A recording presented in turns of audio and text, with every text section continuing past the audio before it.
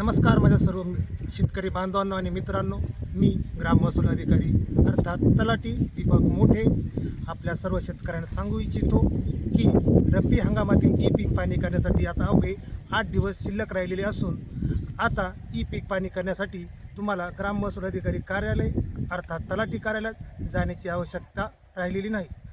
E पीक पाणी म्हणजे अर्थात आपण आपल्या शेतामध्ये नोंदवलेल्या पिकाची नोंद। ई पीक पाणी करण्यासाठी आता शेतकरी बांधवांनी थेट आपल्या बांधावर जाऊन मोबाईलमध्ये ई पीक पाणी ॲप डाउनलोड करून घेऊन ते स्वतः पीक पाणी करू शकतात।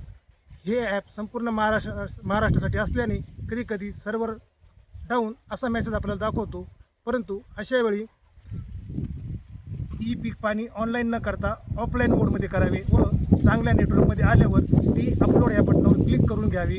त्याचबरोबर जर आपल्याला वाटले की आपली पिकाची नोंदणी चुकीची झालेली आहे तर ती तुम्ही पुढील 48 तासाच्या आत ती नष्ट करून पुन्हा नव्याने करू शकतात।